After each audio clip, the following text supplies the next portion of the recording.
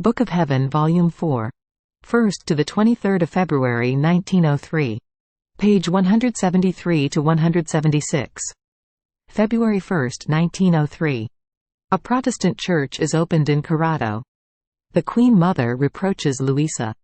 As I was in my usual state, I was feeling very afflicted, especially because my confessor had told me that this morning a Protestant church would be opened in Corrado, and that I should pray the Lord to make something happen that would confuse them, at the cost of any suffering of mine.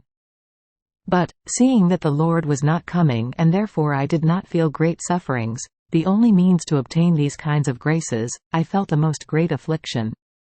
Then, after I struggled a lot, blessed Jesus came, and I saw the confessor insisting very much, and praying that I might suffer.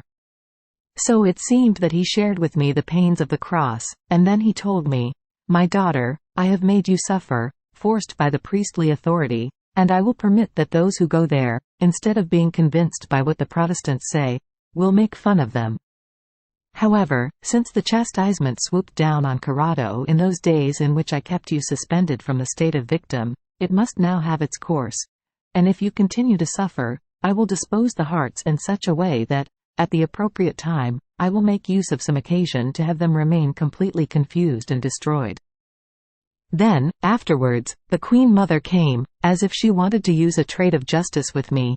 She reproached me bitterly for any thought or word, especially when, seeing myself with very few sufferings, I say that it is no longer will of God, and therefore I want to go out of this state.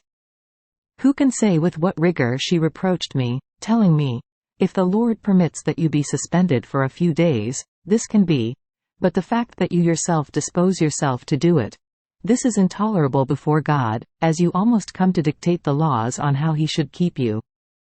I felt the strength of rigor so much, that I was about to faint, to the point that blessed Jesus, having compassion for me, sustained me in His arms. February 9, 1903. The goods that the Catholic Church possesses, and what is lacking to the Protestants. This morning, finding myself in my usual state, I saw the confessor with another holy priest, who was saying, "Banish any thought that your position might not be will of God." Then he began to speak about these Protestants of Corrado whom they talk about, and he said, "They will do little or nothing, because the Protestants do not have the bait of truth in order to catch the hearts, as does the Catholic Church. They lack the boat of true virtue to be able to place them in safety. They are without sails, oars, anchor, which are the examples and teachings of Jesus Christ.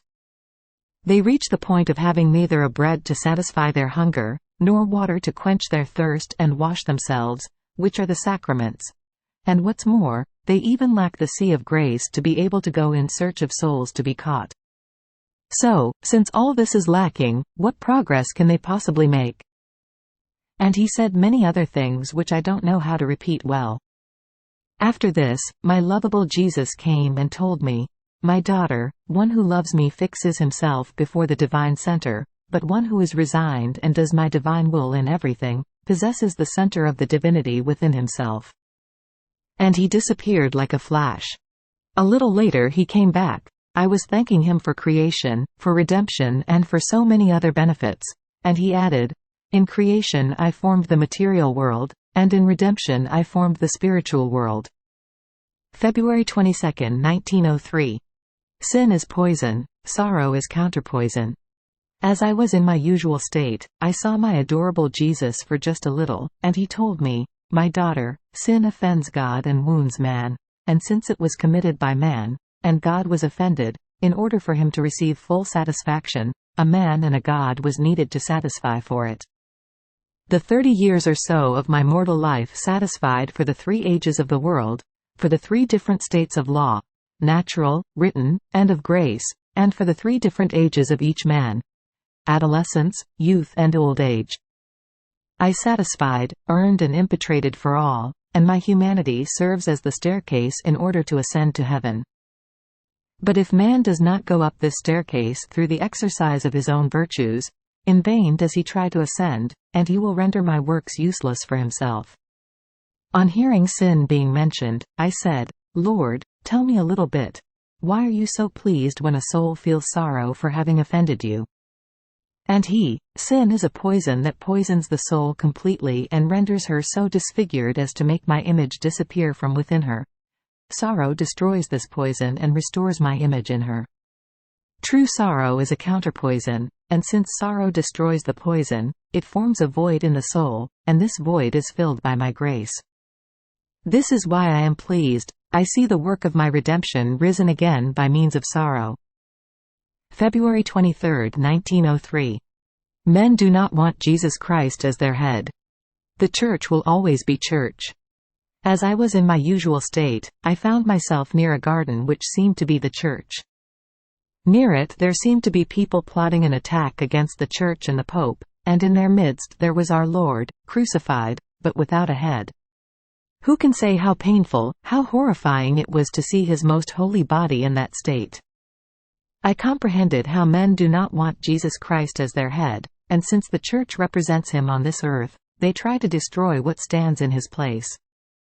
Then I found myself in another place in which I found other people who were asking me, "What do you say about the Church?" And I, feeling a light within my mind, said, "The Church will always be Church. At the most, she might be washed in her own blood, but this bath will render her more beautiful and glorious." On hearing this, they said, "This is false. Let us call our God and let us see what he says." So a man came out who surpassed everyone in height, with a crown on his head, and he said, "The Church will be destroyed, there will be no more public services, at the most, some hidden ones, and the Madonna will no longer be recognized." On hearing this, I said, "And who are you to dare to say this? Aren't you perhaps that serpent condemned by God to crawl on the earth? And now you are so daring as to make yourself believed a king, deceiving people? I command you to let yourself be known for what you are." While I was saying this, from tall he became very, very short. He assumed the shape of a serpent, and making a flash, he plunged himself down deep. Then I found myself inside myself.